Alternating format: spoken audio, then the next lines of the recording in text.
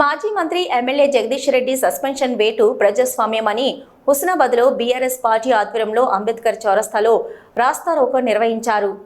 స్పష్టమైన కారణం లేకుండా అనని మాటలు అన్నట్టుగా వక్రీకరించి జగదీష్ రెడ్డిపై వేటు వేయడం ఏహమైన చర్య అని మండిపడ్డారు.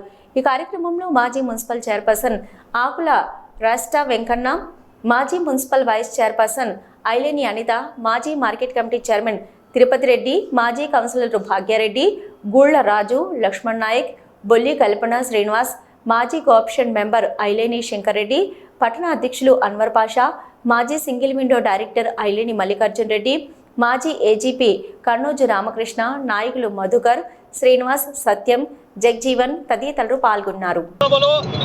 ప్రజా సమస్యలపై గొంతెత్తి మాట్లాడుతున్న బీఆర్ఎస్ పార్టీ ఎమ్మెల్యే శాసనసభ్యులు జగదీష్ రెడ్డి గారిని ప్రభుత్వం కుట్రతో ఒక గొంతు నొక్కే ప్రయత్నంగా అక్రమంగా బహిష్కరించడం జరిగింది.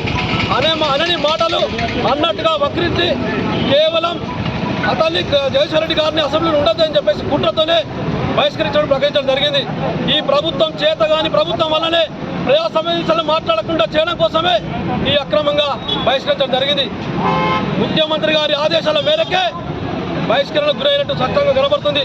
మొన్ననే ప్రెస్ మీట్లో అదేవిధంగా కాంగ్రెస్ పార్టీ ఎమ్మెల్యేల మీటింగ్లో చెప్పడం అనేది నేను ఒక్కరినే మాట్లాడాలా, మీరు ఎందుకు మాట్లాడతలేరు, వాళ్ళు ఎందుకు ఎదుర్కొంటారని చెప్పేసి చెప్పినప్పుడే అర్థమైంది.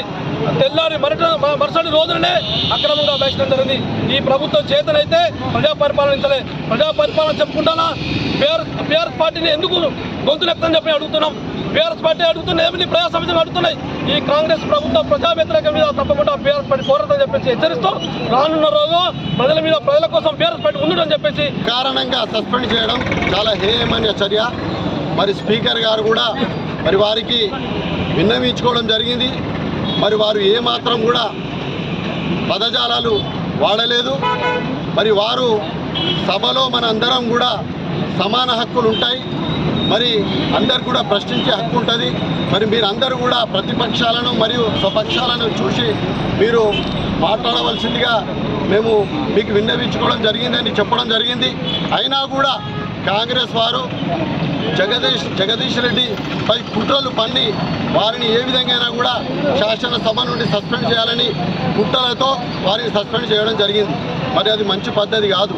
మరి అలా రేవంత్ రెడ్డి గారు ఇలా మాట్లాడితే ప్రతిరోజు కేసీఆర్ని తిట్టడం జరుగుతుంది.